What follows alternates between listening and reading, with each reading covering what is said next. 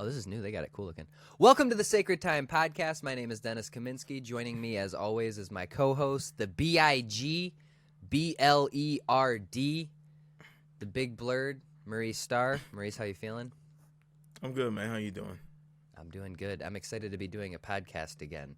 We apologize for the wait. We didn't realize people wanted a podcast every week. We thought you did these once every 3 months when you had something to talk about. So just a heads up, we didn't know that, so we don't have anything to talk about. We're just going to make a bunch of shit up this episode. Yeah. We were just talking about boxing a bit.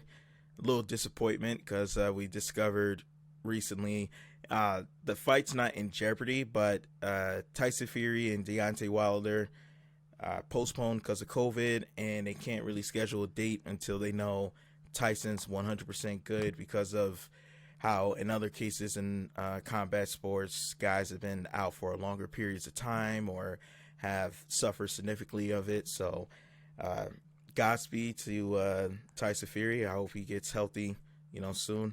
He's I agree. Hey, the guy's an incredible story. As much as obviously he doesn't quote represent me, it's I can't be mad at the guy. I don't there's nothing there's times where I'm like, I don't wish I was a gypsy, but there's almost a little bit like I wish I could be like, yeah. You man, wish he was a black gypsy? That's what I mean, is. if you put it that way, I guess. But dude, he'd be perfect if he was black. Nah, I mean that sounds awful. That's not what I mean necessarily. But I'm saying I agree. for his I think that's his one flaw too. I've always thought about that. The one issue I got with Tyson Fury is he's Caucasian. That is not what I'm saying. You're putting words in my mouth at this point. That's true. What I'm trying to say is, for what his it's kind of like with Ali. I put it that way. Mm-hmm. Like, he's the Ali to his people that Ali, of course, is to me. It's just I can't watch Ali right now. Yeah. So it's not necessarily. And I said it the wrong way. I said it like if I was jealous or like, oh, I wish I was just. That was weird.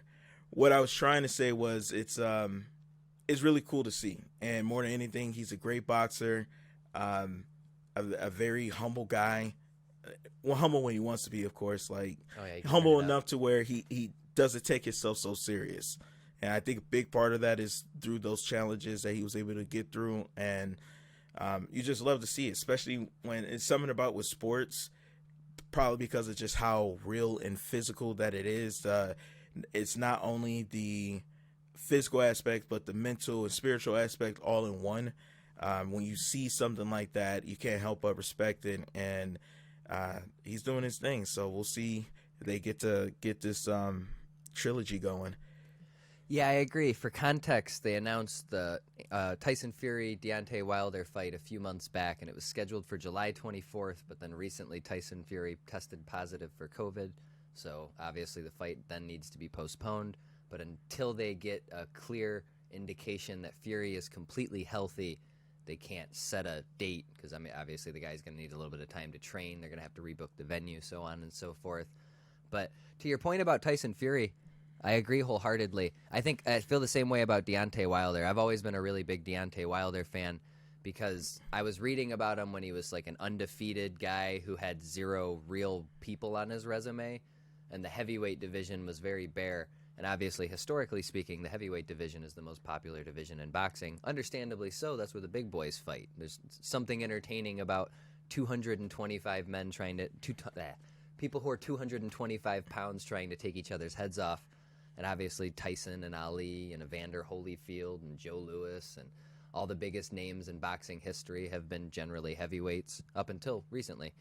But no, with Wilder, man, I always loved his story because when you would look back at how much shit he had to go through and how, raw of a boxing talent he was naturally. The dude started after he was 18 years old. Yep. He had 0 boxing experience at all whatsoever. And within 5 years, he went and won bronze at the Olympics, which is not easy to do. right? Nope. The people who are competing in the Olympics are generally people who have been training in boxing since they were like 8 or 9 years old, and he just jumped in, and he was so athletically gifted that even though his skills weren't even close to refined or polished, he was able to finish third place, right? So Real a quick, ton of hype. Go ahead. Mayweather didn't he go to the Olympics? Yeah, Roy Jones Jr. was prominent at the Olympics. Obviously, the biggest one ever would be Cassius Clay before he was Muhammad Ali. He competed at the Olympics as well.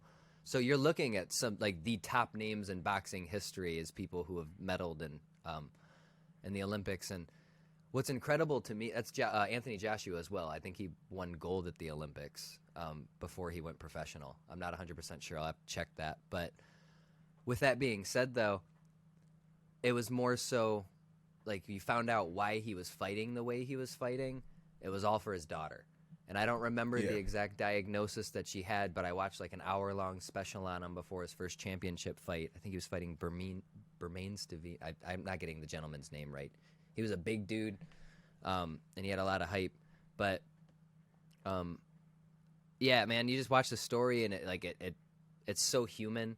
And it just touches your heart, and he was such a humble guy, and he was working so hard for his family, and then, you know, he accomplished it. He was the first American heavyweight champion since, I think, Evander Holyfield, so it had been almost 20 years. He represented the hell out of Alabama, and that was another thing that I really liked about him. He never really went Hollywood or anything like that.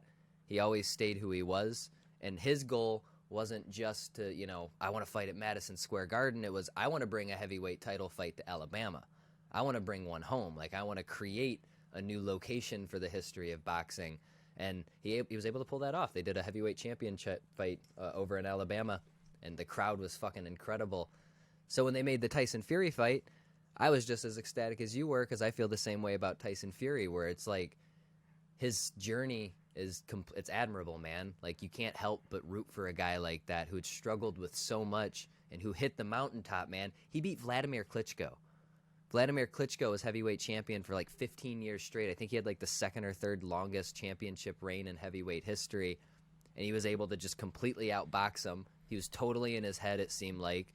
It was a boring fight, but that was because of a lack of activity on Klitschko's end. Fury it was a very clear-cut win on his end. And that's hard as a challenger, especially in a non-active fight. Like, when the narrative is, oh, that guy clearly won, he beat the champion, and you look at the output and it's not very high, like, that's not usually the case. You know what I mean? Like, that's right. He won the mind games. He played chess and he did it. And then he completely, like, he went downhill and he got huge. And at one point he weighed like over 350, 400 pounds. And they said that he was a complete drug addict. And you were reading these really sad things in the news. And it broke my heart because it was so quick. You know what I mean? Like, there was a minute where he seemed like he was the next big thing in boxing, and then all of a sudden it's like, is he going to be okay in the next year? And then he turns it around, gets in the absolute best shape of his entire life, comes back, has that incredible first fight with Wilder, and then Fury Wilder too, man. He completely picked him apart. He got his title back, and then since then he's been a fucking superstar. So I don't remember where that started, but both of those guys are incredible journeys, and I think that's the reason why, even though the circumstances behind the fight aren't the most exciting, I think most people probably believe Fury decisively won both of those first two fights. Circumstantially, I'm not mad at it, man. I love Deontay Wilder. I kind of wouldn't be mad if he won, and they were 1-1-1 against each other, and they had to settle it with a fourth fight eventually, just because there's not a lot of heavyweight fights that people are really looking for, so I guess just keep running it over and over again. But yes, I love both of them regardless of what race they are. Yeah, I know. I have to eat that because that shit sounded stupid, but yeah, I'll get my man. It's all right. That's why I took the Deontay Wilder boat. I was like, yeah, no, that was very one-sided on my part, and that's just because I guess between the two, and I'm still more of a Tyson Fury fan for some reason, but hey, it is what it is. Hey, man. That like gypsy mindset. I like his boxing. It has nothing to do with me and the gypsy. I think everybody feels like a gypsy a little bit. I don't know what that means to be a gypsy, so I can't say that. Well, I think it's a derogatory term if you use it in a specific way. Almost like Jewish or Jew? Yeah, exactly. Something like that. I'm going to get an exact definition, but Generally speaking, it's somebody who isn't like. All right, here we go. Let's get a little educational. According to Google, what makes a person a gypsy? The definition of a gypsy. This is according to Google, so this isn't all of everything. And there is another article underneath it that says the best 10 definitions of gypsy. So clearly, it's not specific. But the definition of a gypsy is a member of a tribe of people found throughout the world who has no permanent home or someone who shares this wandering lifestyle. So generally, that's how I've always heard it. A gypsy is somebody who's not really tied down to one cultural location. Like, it's harder to put their, let's see, what does it say? An example of a gypsy is those who travel with the carnival, of like a characteristic of a gypsy or their language or culture. Oh, that skipped to the end there.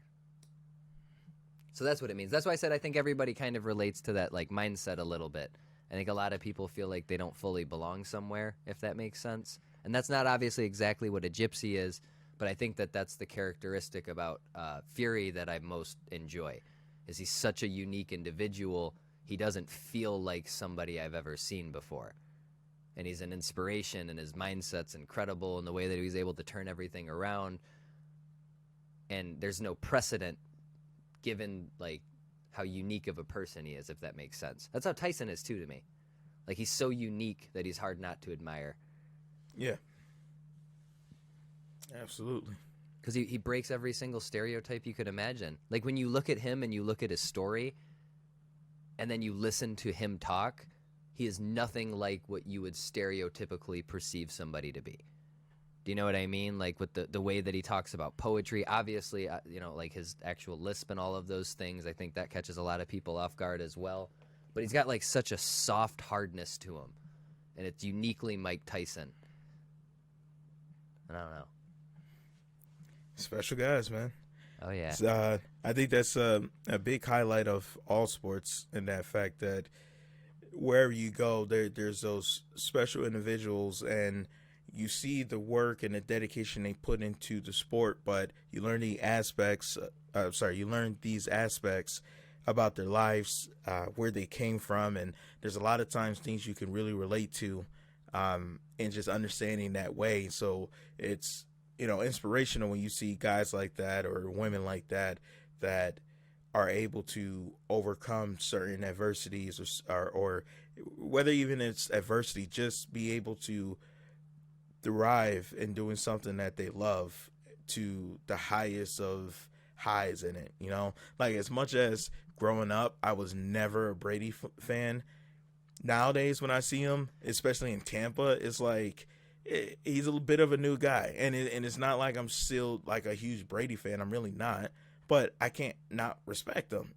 I can't not be like, hey, you're doing it, man. You're killing it. As much as I counted you out like 3 years ago, here you are winning another championship. Yep. Like, you can make all the arguments you want to make. You could talk about the cheating. You could talk, and that's all fair. But this is still the reality we're in, and you can throw those asterisks. You can have those conversations, but that's not all that Tom Brady is. In I also the think least he bit. shook Like, it. What do you mean? It almost feels like nobody blames him now that he's not in New England anymore, Yeah. and you get to see everything happening in Tampa. Yes, I always thought that was a little bit unfair that they use that as a way to discount him, because they do that to LeBron too, right? Where they go like, well, you had to build a super team. That is true. He still won a championship. Like, you can't say like it doesn't count, because it does at the end of the day, right? Like, it may not be as impressive to you.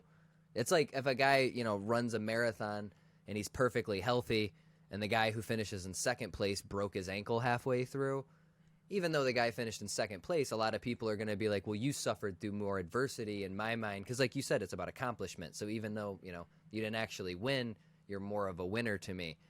So when the cheating scandal thing happened, even though Brady was the guy, I'm pretty sure the text messages were like, hey, loosen them boys up a little bit. With the Deflategate thing, that was, I believe, the issue was text messages specifically between Tom Brady and the ball boy. It almost feels like everybody just, like, Bill Belichick is the weird, calculated guy because he was trying to push Brady out. So I think Brady's kind of slipping under the radar now. I think he's starting to, like, redeem himself. He's not the guy who was on the cheating team anymore. He was a victim of Bill Belichick's reign. That's how history is written. It's written by the victor. If the Patriots came out and were the Patriots we all thought they were, and Cam Newton's got them in a Super Bowl, even if they don't win, well, hey, clearly it wasn't Brady because he didn't get to the Super Bowl. It just didn't happen that way. Brady And would have been a cheater then. He only won the Super Bowls because he cheated. Yeah. I mean, I think the one thing I do give them is Tampa as a team just is so – you mentioned this before. The fact that not too long ago they were kind of a joke. Like they weren't anywhere near the team they are in a very short time with very key transactions, switching other coaches, trades, picking up other players. Like they're at this point now where you're looking at it like they're damn near a dynasty. The one question you got is Brady's not going to be there forever. And no matter how you try to fit it around, like Father Time is on his ass. So now you got to look at what is their plans going forward to kind of address that and also address the money a little bit because they did some big signings, but I don't know if they're going to – I don't know their financial situation to be able to sign Godwin after this year. I know they tagged him. They tagged him this year. So, I mean, maybe if he's willing to take another tag next season and they promise him a contract again, I don't know. You get – It's hard, man. It's hard if you balling like that and you know the money's out there. That's going to be hard because you might get a call from good old Detroit, depending on where we at. Are you trying to get Godwin to Detroit? Nah, I mean, I don't look. I'm just glad where we're at, Detroit. Not to get sidetracked, but Detroit's in a really fun spot right now. I haven't been as excited for the team and excited for where we're going. I know we're going to suck next year. And the fact that, like, I'm just glad I don't have that false hope because every year for the longest, I told you this, they never wanted to decide what are we doing? Are we actually going to reset and try to build back up, or are we acting like we're still going to the playoffs? And to be fair, it was because we had Stafford. I love Stafford, but when you have a quarterback like that, you have to kind of look at it like, well, we got to get there some way. We got to try to build around it, but too many times of giving up on the right guys and then giving the wrong guys too many chances, and that's all hindsight, of course. But right now, it's just different. It feels different. It feels special. I haven't been excited for football, especially just Detroit football, in such a long time. So, yeah, if Godwin wants to come and help Goff or whoever's going to be the quarterback later on out, that'd be dope. My guess is, and obviously I've been very wrong many times in my life, so who knows. I highly doubt he will be at Detroit in the next few seasons. I think that's we're probably going to do the usual and get a veteran who was good, but now they're past their prime or they're just not the same. Or we're going to have a guy who's 2 seasons away from blowing up on another team. Because that's the other thing that happens to Detroit all the time is it's like, damn, he's good. All right, we're going to let him go. Oh, damn, he was really good. Like we see that consistently. I will say, though, to the point of Detroit sports, how you feeling about that draft pick? The Pistons won the lottery. They got the 1 pick. Same thing, man. We on the up, man. You excited for it? On the up. Yeah, because now here's the thing I keep hearing. Everyone keeps talking about, I don't want the 1 Detroit pick this should year. trade. Yeah, I don't want it. Who's the 1 pick? If this was Zion's you know who class, the 1 pick is. Hell yeah. Who? It's why am I blanking exactly. on his name? That it's not like that. Everybody's taking what's his know name? I'm bad with names. I know, but even then, like even if you're talking about what's that kid's name, Cade Cunningham, Jalen Green, like I don't know. I didn't watch any college basketball last season. From the highlights that I've seen, when I saw that Cade kid was going number 1, I was like, oh, it's that kind of a draft class. Like, there's no Zion. And obviously, there's usually never a Zion or anything like that. But last year, it seemed like it was pretty clear-cut. Everybody's taking this Anthony Edwards kid, right? Like, it seemed like he was pretty unanimously. Or you had the Ball brother, who's got a ton of potential, and you know what I mean? Like, you're always going to have people like that. If we can get something solid, maybe another top 5 pick, a pick additionally, I would not mind at all getting rid of the 1 pick. Because I admittedly, from the tape that I've seen on everybody, I cannot with my eyeballs distinguish who is the clear-cut number 1 pick. And that always makes me nervous. And we could use any of them, but I don't know. I don't know. It's a tough spot to be in this year. I'll take it. I'm happy. Go figure. I'm pretty sure we have 2 second-round picks this year. Yeah, we made a bunch of trades last season. And we did a really good draft last season. I was really impressed with the draft last year. They made a lot of good moves. And that Grant pickup, that really worked out. Yeah. My man's is on the USA team. Maybe that's the problem. We'll get to that. But I guess what I was saying was if you're saying like they maybe should trade down for an additional pick, are you talking like an additional second round this year or next year, or like what's the price? So here's the way that I view it, I get your point about the players, but I will say if there would be anyone that you're like, okay, so who, if you had to pick one, I'd take Kate Cunningham. Yeah, I don't know yet. I get your point, it's though. hard to say. I get your point. Because the things that he has aren't sexy. Do you know what I mean? I get what you mean. So at the 1 you pick, used a perfect example when you said Zion, so I already knew where you were going. Exactly, because like Zion, say what you will, you can be more of a Ja fan or whatever the case, and to be honest, realistically, they're going to be good players. Do you know what I mean? So you can't go wrong with any of them, and hopefully they're superstars. Hopefully, it's possible I just don't know what I'm talking about. I didn't watch any college basketball last year, so I watched a highlight video. So when I watched the highlight video, it was like a 20-minute video just showing like all the high points throughout the season. On both of those guys, the things that I saw were more impressive on Green's side, if that makes sense. Yeah. But I really liked what I saw on the other end. But I feel like I have to watch him play in real time. Do you know what I mean? Because his highlights weren't like, holy shit, look at this guy, he's ridiculous. You know what I mean? It was more like, seems like he's consistently doing something. Like he's like, not like a Ben Simmons type player. Like when you watch his highlights, they're not like, holy shit, he just, jumped over a human being or anything like that. Right. Or like Steph highlights where he's shooting from half court and stuff like that. And it doesn't mean that it's just a highlight game, and there's nothing wrong with that. But that's what I mean. Like at the 1 pick, there's usually that like can't miss player. And from what I'm reading on the internet, a lot of these kids are probably can't miss. But I don't know enough to like confidently say. So I get what you mean. As a fan, I wouldn't be heartbroken if it happened like that. Now, what I feel like is going to happen is I feel like if they do make a trade, we're trading the 1 pick. I hope it's not for a person. I hope it's for more picks. I don't know who that person would be. That's the reason I'd be nervous about it. Because no in Detroit, it'd be like Kevin Love. Don't trade the that, 1 dude. pick for Kevin Love and like a second rounder or something like that. Oh, that's fucking And then the gross. coach would be like, him and Grant, we're going to go to a championship. So. They got Mason Plumlee. He's been working great in the system. Let's keep it at that. Oh, gosh. Kevin. I love Kevin Love. It's not a knock on Kevin Oh, Love. look. Kevin Love's the kind of guy you want. Like, I heard the Clippers would be looking at somebody like Kevin Love. If they got Kevin Love, it puts them over. Yeah, that'd be dope. You know what I mean? And that's the weird spot with the Pistons this year is I don't know what the identity of the team is. It feels like everybody on the team right now could very well have gotten traded in 2 years.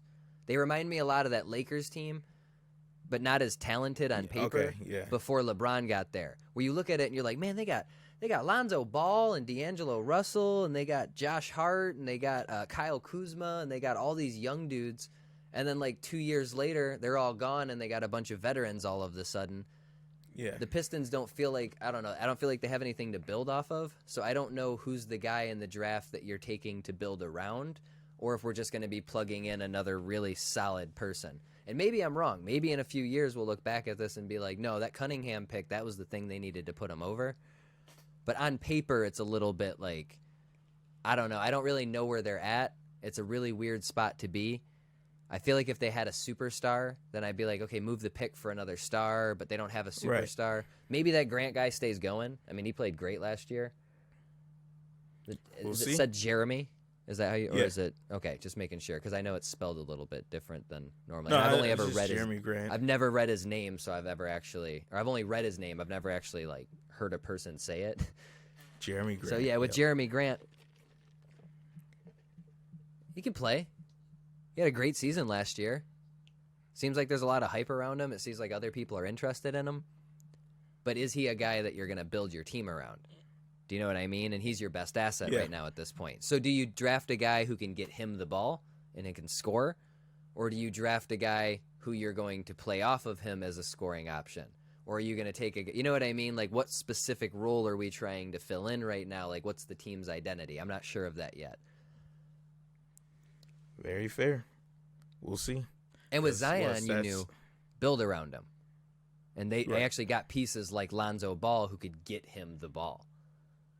If that makes sense. So that's my, that's my very resting true. case on the Pistons. That I'm very shit nervous. started to look like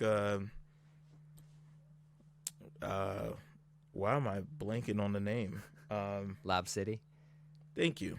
I kept thinking Rip City. I was like, what the fuck? You're in the right area. It's not Rip City, but both West Coast. Yeah. I also know it from 2K. That shit was gross. That was gross. I hated every time you chose. Because what team was I using? I think I was using Brooklyn. Oh, are you talking about when I beat you with the Pelicans? Yeah. It was nothing but Zion Williams getting alley-oops. Like, that shit was... Yeah, that was funny because I hadn't really played it. I didn't like that 2K. So for context, I'm going to lay the story out now. That was a funny story. I appreciate that. You can jump in whenever you want and make corrections. Of course. You bought 2K and you were playing the career mode and you were talking about the badges. And you said, I will say I was very disappointed in Zion, though, because he can't do shit. And I don't know if you just used him in my career or if you actually played with him. But you're like, he doesn't catch oops for anything. So we did like a little 2K tournament and I used the Pelicans first just to be an asshole, I guess. Wait, let me clarify that real quick. Good. What I was talking about was the size advantage. Like, because of his height, we don't have to talk about the oops, but it was mainly because I was like, well, because of his height, like, if you got a guy who's taller, a lot of times you can get over him. Like, it's just, even with certain badges, it was like you had the right guy with the right badge, like, you're scoring all game. And I only said that because I had my guy, he was small forward, and the only thing I didn't like about Zion was your energy would get depleted trying to post on him. But if you posted, it did like a little fadeaway, cash all day. Yeah, he doesn't have the arm length or anything. Yeah, so I was shitting on his defense more than anything, but then so for context, you were using Brooklyn. Yes. And then this was before they had Harden, so it was just they only had Kyrie Irving and Kevin Durant. I didn't have. They had Harden. Spencer. They only had Spencer Dinwiddie and DeAndre Jordan, and I think Jared Allen was still on their team at the time. Yeah, They only had those guys, but there was no James Harden, so that is good. I appreciate you pointing that out. So I was using the team with Lonzo Ball and Josh Hart and Brandon Ingram. Yeah, I had fun with Ingram. He was like a 86 or 87 on that game, so it wasn't too bad. But I was using those guys. Brandon Ingram, he's like a non-fulfilled Kevin Durant kind of, though. So it's almost interesting that it played itself out that way.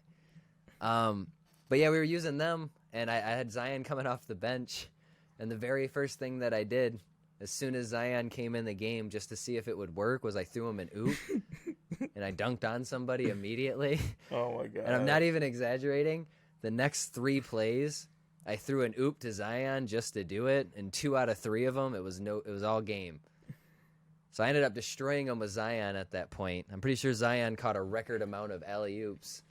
And at a certain point, I'm not going to lie, I admit, I was only throwing them alley-oops because before we started the game, you're like, yeah, you can't really catch oops on this game like this. Gosh damn it. So I just kept trying it out to see, because I had heard just before that there was a thing on the game where he doesn't work necessarily. But you're also more than welcome to jump in when anything I'm saying is untrue. To clarify. Well, I clarified I was criticizing the defense more than anything, but except for his steals. He could steal the ball like a motherfucker on that game, too. I skipped on 2K this year because I feel dirty every time I get it, but it's a guilt. That's a true guilty pleasure of mine, is that I do like basketball games, so every couple years I'll just bring myself down to that level to buy a fucking 2K game that I know is going to be microtransaction after microtransaction. They actually have ads in the fucking game now. So Yeah, you it's been just like be, that for the last few seasons. That's how I was for Madden for a long time. I love yeah. football so much that I was like, I have to buy a football game. I need to pretend to be a football player somewhere because I can't do it in real life. And then I got to the point where I was like, yeah, I'd rather not. I don't give a shit. I don't know. Yep. It's too much money. And they always, I will say, I'll give them a little bit of credit. Every month when there's a sale on the PlayStation Store, 2K and Madden are on sale. So they're trying to give that game away. But there's a very, very loyal fan base that will never stop buying those games regardless. Because they're in the same boat as we are. I'm that audience. Yeah. I am. And I even stopped. That's rough. I let them give it for free if it's like 2K23 about to come out. 2K22 goes on the PlayStation Plus list to download for free. Oh, yeah. Like a few months before. Yeah. So everybody will be over here. It's like there's all updates are out. Nobody else is doing shit. But I don't care because all I do is do to my career. The only thing that sucks is sometimes there's like, if you want to get certain boosts or get better at a certain point, you do need to go online. But as I said, that shit is so microtransaction. Just buy your 99 and then grind badges. It's weird.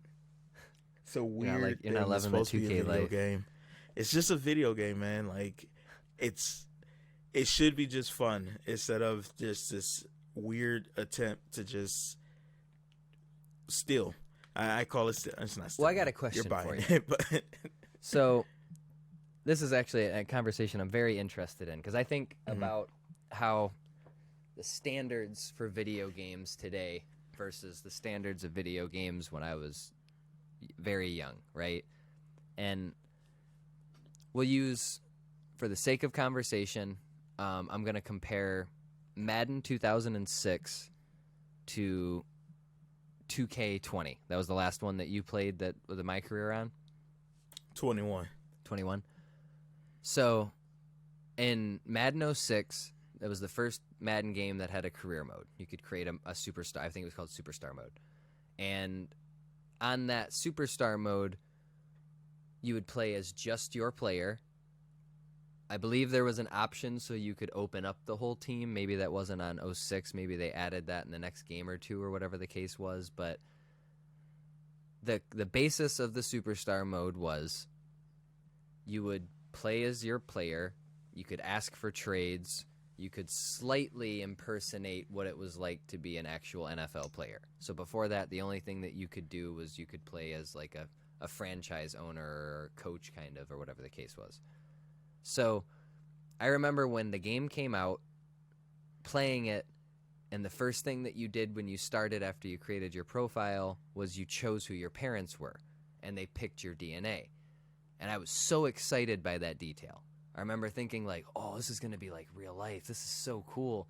And then after you pick your parents, you practice in front of certain teams, and then you get drafted, and you don't choose where you get drafted. They ended up adding that again as the games went on. You could pick what team you went to. But you get drafted, then you practice, and then you pick an apartment, and then you have to pick an agent. And I remember thinking like, man, what if you could like live in the city as this guy too? Because I was a kid, you know what I mean? And I'm playing stuff like Grand Theft Auto, and in my head, I'm kind of going like, well, what if we could just kind of put all this together and you could drive to the field and it would be really cool? And then I played 2K20 a few years ago, and I remember thinking like, damn, this shit's dumb as hell. Like, why does there need to be a fucking sit? It starts feeling so much less like a basketball game at that point. Do you know what I mean? It's not a knock on it. Like, it's really cool because it was exactly what I envisioned when I was younger. But now that I have it, I realize that it wasn't necessary. Do you know what I mean? Like, and there's nothing against it. They put a lot of effort into those things. I'm not going to knock the people who work hard on those games. I know a lot of people like to shit on the franchise for not growing as much as it probably should. I don't think that that's the fault of the people who actually physically work on the game. They do a great job with what it is that they're doing. Just the company's goals aren't necessarily in line with gamers' goals. But yeah, it's just really interesting to me. Like, I want to hear your opinion on that because I feel like there are a lot of games who have had similar concepts to that.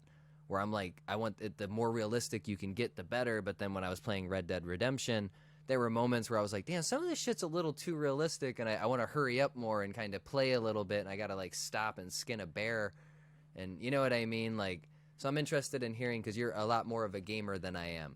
So I want to like kind of gauge your brain on that subject. Do you feel like they've gone too far with them by accomplishing exactly what we saw, or do you feel like they could just refine it and maybe make it something that's a little bit more enjoyable? Or what are Blurred's thoughts on this subjects?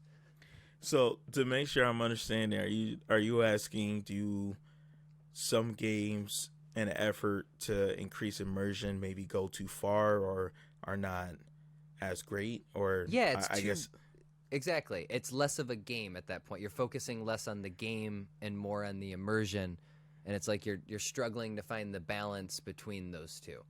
And I feel like 2K is a game that struggles with that quite a bit. And you can choose to play around it, but then you kind of don't get to enjoy the career mode part of things, if that makes sense. so. I will say that it really, you have to look at each game for what it is and what the publisher, the game developer, what their intentions were with the game that they made. So, for instance, we mentioned 2K.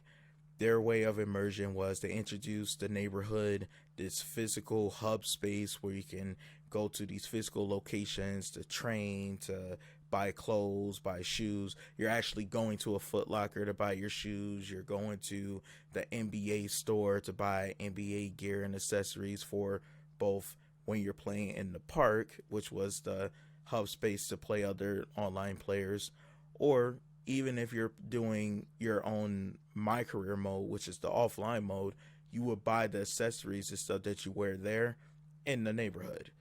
So it's a cool feature. It's new, it's different, but the problem I have with it is the purpose of that immersion is just to get you to spend money. It's not anything that really makes the game better. Again, if the game is just about basketball, in my opinion, just put all the effort into making that the best version it can be. Instead, every year it seems like it comes out almost broken. They introduce a brand new system. You get used to how to shoot properly, how to get the timings right. Next year comes out, oh, you know how you used to use the right stick? Well, now you're using this instead. Oh, you could change your controls, but it still doesn't really work great with this year's game archetype version, whatever you want to call it. It's all about, instead, you're in this neighborhood, which is just a giant advertisement. All the billboards is all their advertisers, Reese's, Gatorade, whatever, it's on there. You go to buy Game Boost, it's an advertisement because it's by whoever the sponsor is.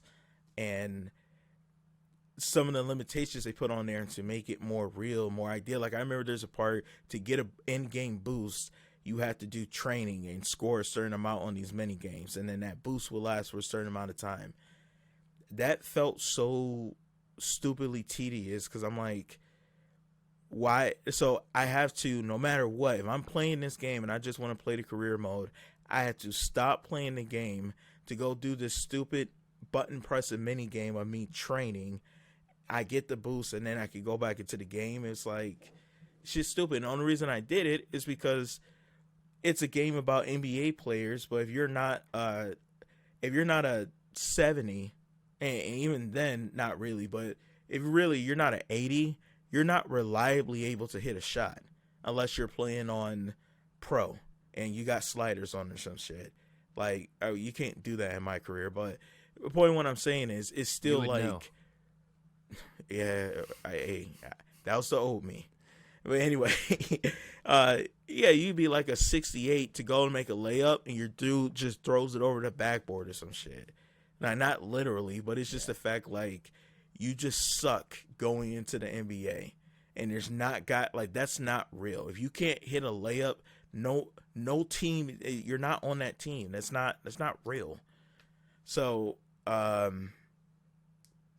all that to say, that form of immersion sucks because, like I said, it's immersion just to get you to be like, hey, you're doing all these things, like you're actually doing this My Career. They they had a few years where they had a story that you would go through the My Career, which was interesting, right?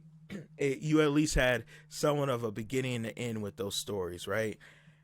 The fucking My Careers now, they have stories where you played in China, now you're coming over, or they had the one in, I think it was 2K20. It was like this social justice halfway. We're gonna talk about this subject. We're not really gonna talk about this subject in the game. Shit, that was weird, and um, it did nothing to help the game itself. Actually, at some point, I I know when I was playing, like cutscenes, it would seem like stories weren't complete, but I would never get a new cutscene. I go like 2 seasons, nothing's changed, nothing's different.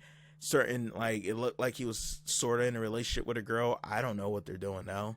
Like, I don't know what that shit is. So it's like stuff like that it's like clearly you don't care about this really being immersive for the game's sake. You just care about it because well, we could put these ads here, we could put these billboards here, these sponsors here, and make more money. On the side of Red Dead Redemption, as much as it's a great game. Yeah. It's a great game and the immersion is there, but in terms of gameplay style, I think a really good quote actually, and something that happened. I want to make sure I get this right.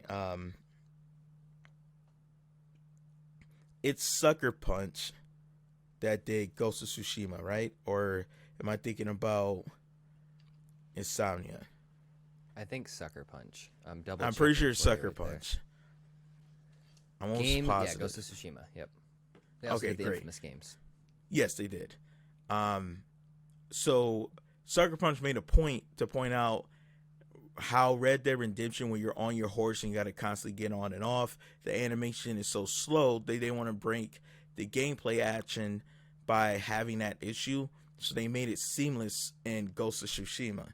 I don't know the technicality of how they did it, but in terms of getting on and off your horse, it wasn't like this. You got to get in the perfect position, and then you got to see the animation of getting on and then getting off.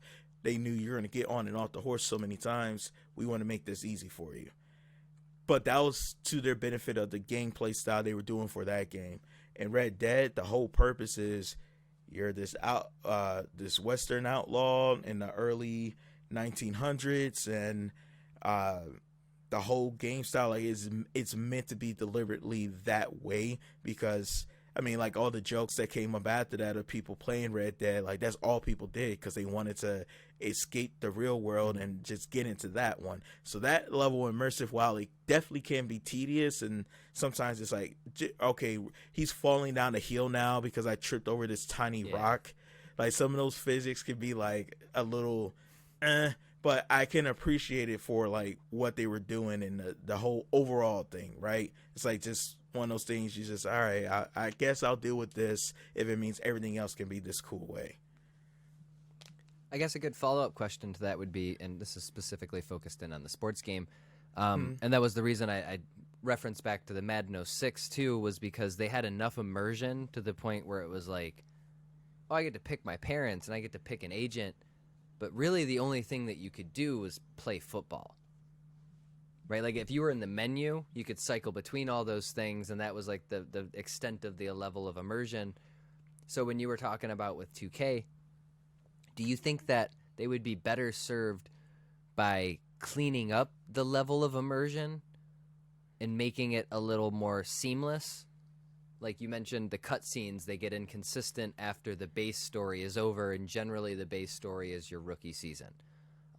Also, you have no leeway with the immersion if you don't participate in the story, right? Like you don't have an option not to be a kid who got drafted from, the Chinese league, right? So like that kind of sucks if you want your kid to be, somebody who went to UCLA or something like that.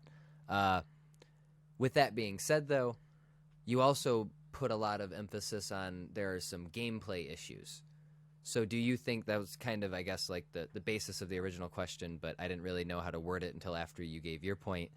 Do you think that they would be better served removing some of the unnecessarily realistic but non-beneficial factors of the immersion and putting more time and development into making it the most satisfying basketball experience that they could? Or is the game fine as is? And if they would clean up that player hub and maybe make it a little more fun and interactive and less of, like you said, an advertisement and like a big sales area, the game would be better. Do you know what I mean? Like, are they better served adding and expanding on the immersion, or removing some of those details and putting it towards fixing like the base gameplay and the things that are more sport based, if that makes sense? Yeah, no, it definitely makes sense. And the best way I can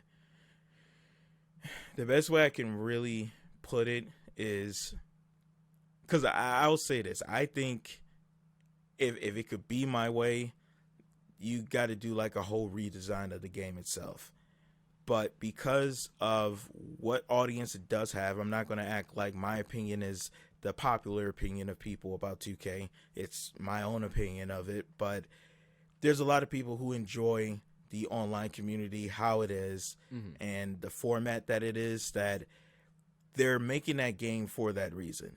Every expansion, every big update with game to game has always been with the Mind Team system, the same way how with Madden has been the what do you call that? Yeah, Ultimate Team. Mud. Same. It's the EA thing, but 2K does it too. That's the stuff that gets the big upgrades, the big redesigns, the online stuff. Like, that's their main focus. To the point where, I guess, if you want to try to make the game better now, yeah, I think you need to pull back on putting so much focus on that and just make the gameplay the best that it can be. Because people are going to want to play online anyway, but if they know it's going to be in this way that's not going to be so, I'm trying to say, be so, so non-basketball. Like, there's so much stuff, like, the fact that online the technique to beat guys is to have a badge to break their ankles and just spam dribbling moves until they break their ankle and then score. Like, that's not basketball. Like, you could be on the court with Kyrie Irving. He's not just going to dribble you the entire time. He's going to play basketball. If he's got an open guy or whatever, you're playing basketball. I don't know how you put that in the game, because at the end of the day, that means you'd have to have a basketball mind and try to play actual basketball. But there's still something to do about that. Like, that was just where, like, when I was watching videos like that, I'm like, I couldn't play this game, because I don't play my career like that. Like, I don't just let me hit all these dribble moves that I know will break someone's ankles just so I could get a free shot. Like, that's boring to me. And I only learned that because I actually tried playing the games without sliders and on Hall of Fame, and I realized, like, oh, this is a challenge. Let me actually get good at the game. Yeah. Like, I have no problem admitting that's the former player I used to be, but I'll say this too. Like, what I wish would really be the case, especially because I play a lot more single player stuff anyway, I wish you would get a fully fledged out career mode. Like, if you want to start in high school, cool. If you don't want to start in high school, just start at the college level. Pick your few teams that you want to offer, whatever that is, right? But ultimately, it'd be like, okay, play through high school so you see where your potential's there. Go to college, get your choice of when you want to go to the draft. Or really, from high school, I really want it to be, do you want to go G League? Do you want to go Europe? Or do you want to go college? Like, make it the real experience there. But I think you put more emphasis in that, into those different versions of how you get to the league. And then when you get to the league, make the rookie year what the rookie year is.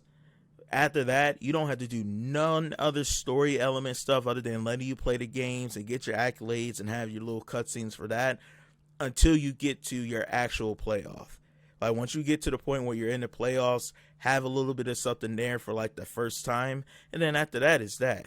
You know, like, I wish they'd have a way. We're not there yet. It's one day we will be, where you can have like an announcers in their reel, in a sense. Hey, we're going to talk about the fact that this guy's had 10 games or going off for 40 points.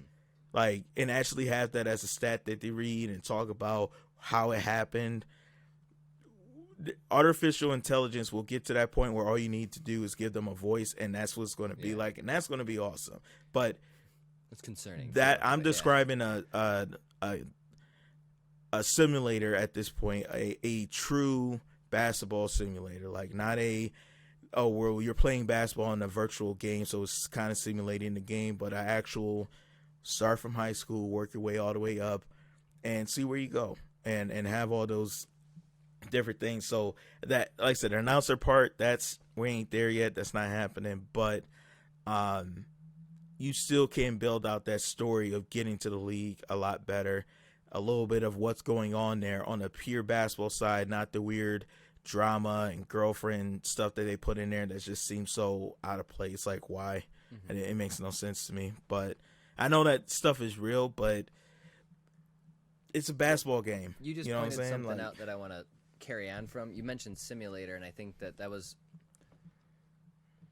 one of the things that's always bothered me about sports games, or I guess it's especially bothered me in the last few years, is if you wanted to play chess in real life and you didn't have a chessboard, so you went and played online chess, you would literally be playing the exact same game.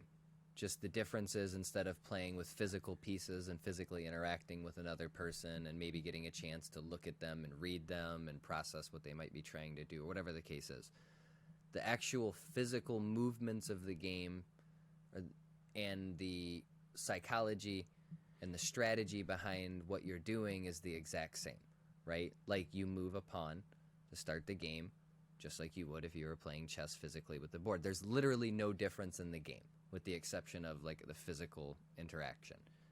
With basketball, it's a lot harder of an experience to simulate, because in chess, you're moving pieces. In basketball, there are 10 individual personalities making real-time decisions. So I think that one of the things that I've always been concerned about when it comes to sports games is there is a certain sense of realism that they're never going to be able to capture because of that, right? Like, you physically cannot, unless you have 10 individual personalities interacting with each other on a court.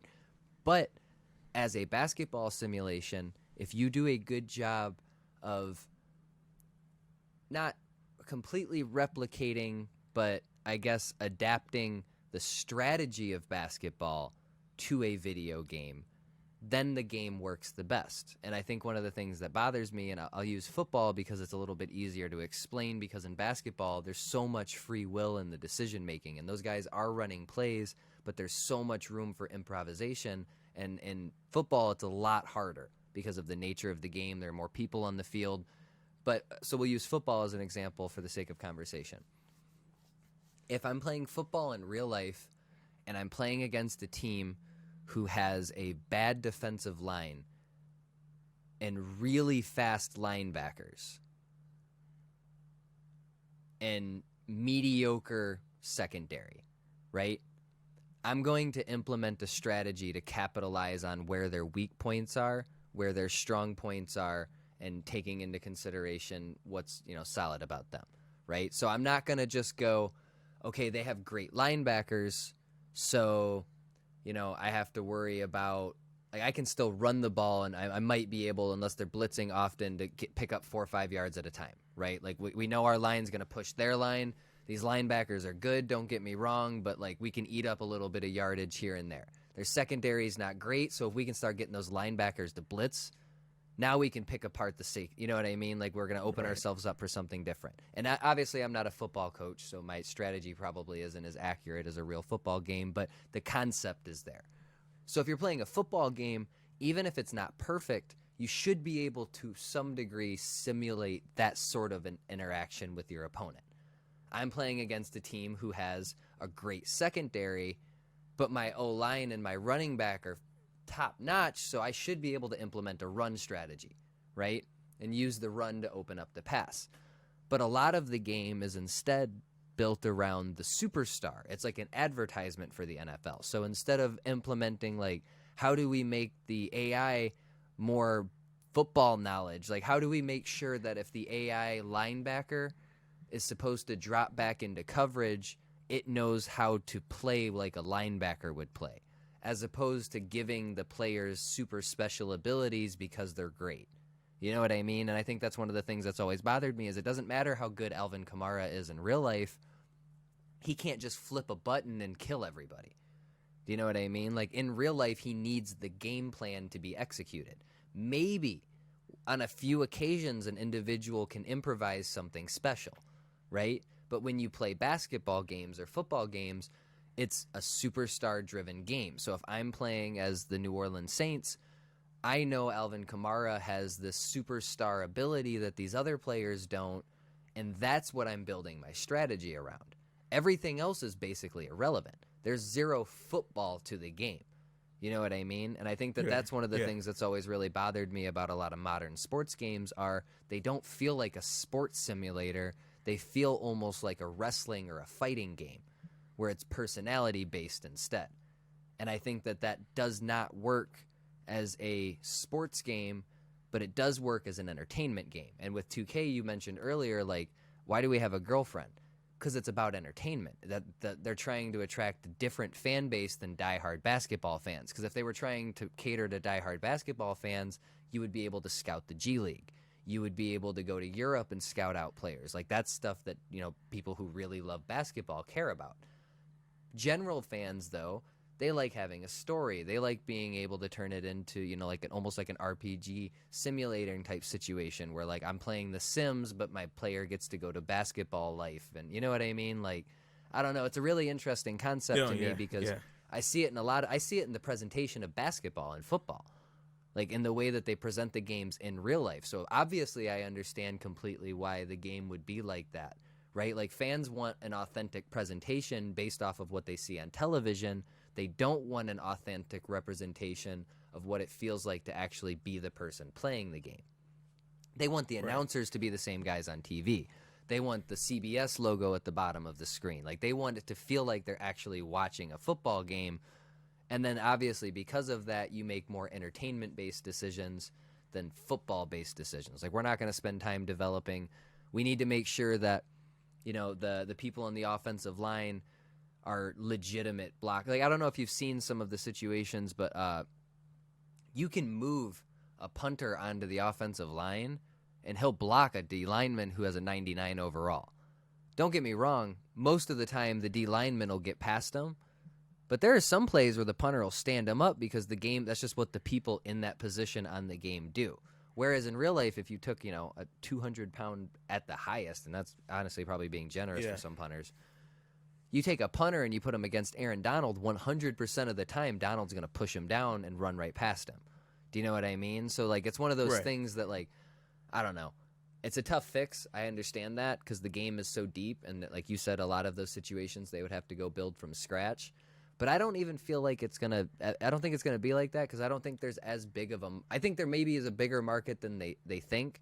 But I understand from a general business perspective, you want this. We don't want Madden to just be a football game. We want it to be a game anybody would pick up and play. And that's a lot of their decision making has been built around that in the last few years. How do we make this accessible to everybody?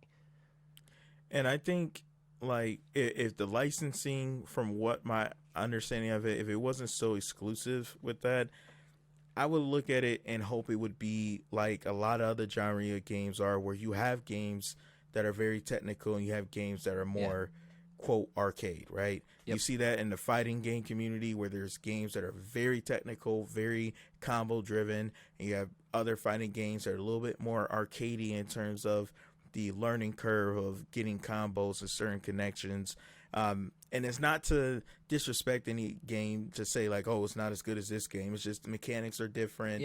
The way you go about it is different, but the level of skill is still there as far as the top guys are the top guys. And same thing with, and that's how it was for a while. I mean, I haven't played any of the Call of Duty Warzone, so I haven't played Call of Duty in a while. But I remember when Battlefield 2 was out, and at that time, I might have been like Call of Duty World at War. I don't know the exact dates of like what games were out in that respective, but I remember I really appreciated Battlefield because unlike Call of Duty, where if you have a gun and someone's in your line of sight, you can shoot them from across the map. That's how it used to be. On Battlefield, you had bullet drop. So now if I'm trying to shoot a guy from long distance, I have to account for that. I like that difference because it was like, hey, if I just want to be able to point and shoot, and there's nothing wrong with that, I got Call of Duty. If I want to play around and deal with the bullet drop and those little physic aspects of it, I got Battlefield.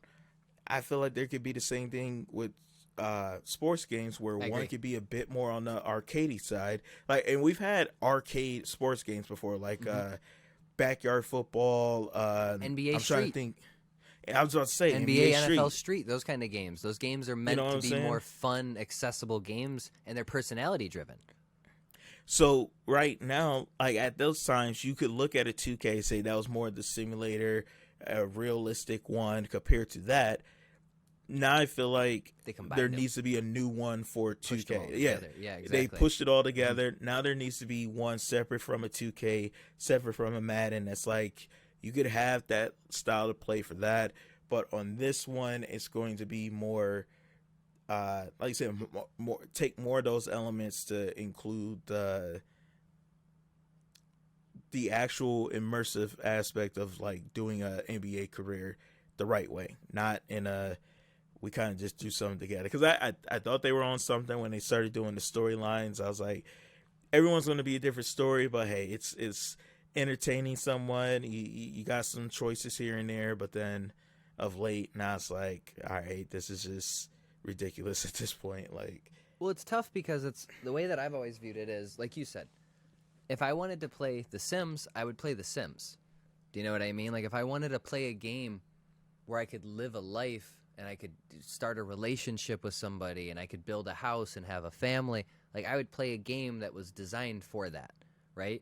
So when my NBA game starts to become partially like that, don't get me wrong, I respect the effort, right? Like they gave it a healthy try. There's nothing wrong with that. If it's a swing and a miss, it's a swing and a miss. And it seems like most people generally they didn't mind the storyline. Do you know what I mean? It seems like overwhelmingly there wasn't an excessive amount of complaining, although I know quite a few people who aren't a huge fan of it as well. But it's not like it was universally loathed or anything like that. But right. Even then, to me, it removes me from the immersion because I am the player. I don't know who this girl is, but apparently I'm in love with her. Do you know what I mean? And there's nothing nothing wrong with that. I don't care that there are relationships in the game, but that's also what's wrong with that is I don't care if there are relationships in the game. That's the last thing in the world that I'm thinking about when I'm playing an NBA game. I'm not creating my character going, all right, I got to make sure that I have long arms so I can block shots. I want to make sure that, I can develop my three-point ability, so I have to make sure that this is, I have this setting set up the right way so that my player can have like a 93-pointer versus, having a 95 dunking or all of the restrictions and weird things that they have on there. Then all of a sudden the story starts and it's like, I know your mom died a year ago, and it's like, wait, what the fuck's going on? Like, what is this? Like, it's not that it's nothing wrong with it. Like, I'm not knocking the writing or anybody like that. And that's another weird thing. It's like, why do you need writers on an NBA game? Do you know what I mean? Like, I already feel like you're kind of missing the mark at that point because it's a sports simulation game, generally speaking. But again, it's not just that anymore. It's an entertainment game. It's meant to be something that anybody, even if you're not a fan of basketball, can pick up and you go play and enjoy this experience. But it's also ridiculous to me to imagine that that's the purpose of doing something like that.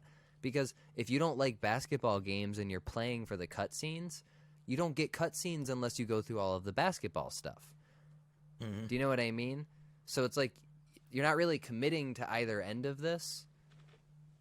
And I think that that's ultimately what the big issue is it's 10 games kind of crammed into one, and they're all incomplete games, but there's 15% of each of them. So at the end of the day, we got like 75, 80% of a game.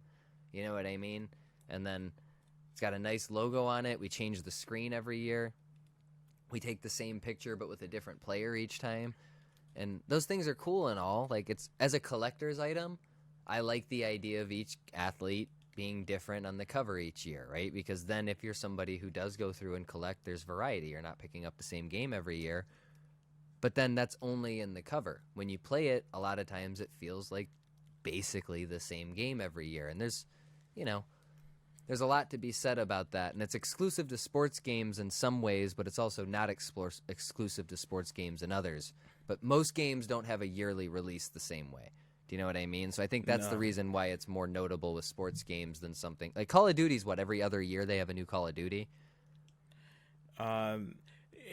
Something like that, and it's mostly Generally. because you got 3 different publishers working on it, or 3 different game developers. I mean, like the publisher's the same, but it's like you'll get this Call of Duty that's from this studio, and then 2 years later you got this Call of Duty and it's from another studio. And the reason why you're getting so many is because every time one comes out, there's 2 other ones getting worked on already.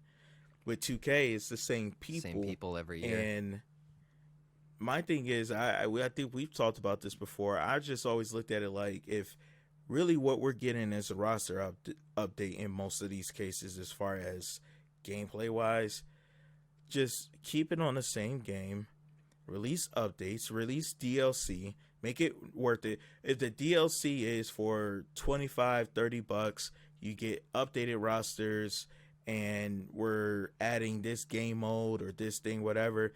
Okay, you pay that, but then now you're not charging people $50-$60, which at this point is actually now $70. $115 if you get the deluxe edition, and you know what I'm saying? $225 if you get the legend edition, and it's clearly their business, and of course the purpose of a business is to make profit, but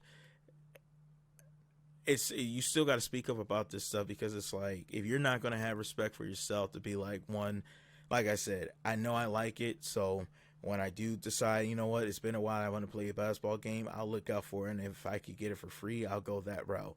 But I don't go out of my way anymore to get those games, because it's like, I find it to be so, it's just straight up disrespectful, in my opinion. Like, if you're going to ask somebody to pour all that money into the game, I should be getting my money's worth. I've never felt like, anytime I've ever bought VC when I was in high school, I never felt like I got my money's worth. And it always, because at the end of the day, I sat there and I thought about it. I'm like, I just spent money on something that it's not, I can't do shit with this. Like, doesn't make you better at basketball. Like, the only way, exactly, the only way this works out is if I decide to play 2K15 for the rest of my life. Cool. You know what I'm saying? But my fucking PlayStation 3 is not going to last that long. The game itself is not going to be supported that long, especially when I started finding out that if they don't support the store that you bought the game on, unless you literally just keep that game offline or whatever, like, you can't even play the game. It's stupid. And that's why microtransactions can eat a dick. Thank you, everyone. All right, I guess that's where we're gonna wrap up then. To recap the show, and correct me if I'm wrong on these. These are all going to be deprecating on your end. Okay. Just a heads up. Just to recap. Tyson Fury would be awesome if he had a cooler ethnicity. Nope. Never said that. Zion Williamson is a bum unless he's being used on my controller.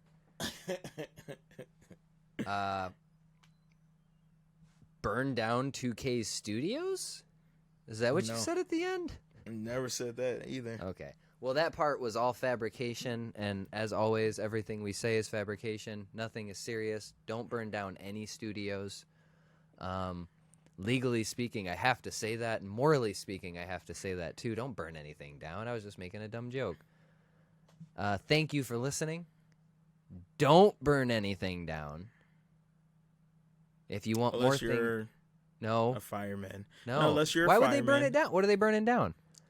Sometimes you do counter fires. So, like, if there's a giant fire, you can start another fire to have them snuff each other out. So they can light fires. That's why there's fires in their name. Fair enough. I don't know what that. I've never heard of that, so I don't want to advocate for it. I believe it's a real thing. I'm not disputing that. It sounds like it could be a real thing. They snuff thing. each other out. It's they draw the line. That's what they try to do with wildfires. They either contain them, or if possible, if there's like a big enough blaze, they make it just fall in on each other to where there's no more fire. no more. Well, yeah, no more fire, but no more oxygen. That's what I'm trying to say. Okay. Yeah. Huh. No more material to burn. Even then, just to play it safe, if you see a fire, don't start a fire to put out that fire. Unless you know what you're doing and you're a trained fire expert. Fire person, yeah. Fire expert person. Yeah, thank you for listening. If you want more things Sacred Time, you can follow us on Instagram and Twitter. But also, if you want more things Sacred Time, don't worry about following us on Instagram or Twitter. They're not updated profiles. You don't actually get more things Sacred Time. I just say that because it's a fun way to do an outro. If you want more things Maurice Starr, then go to his Instagram and Twitter. You can follow him at Big Blurred. Is that correct? Yep. Like and subscribe on YouTube. Thank you for listening. This has been Sacred Time. We will see you guys in another 8 weeks. All right.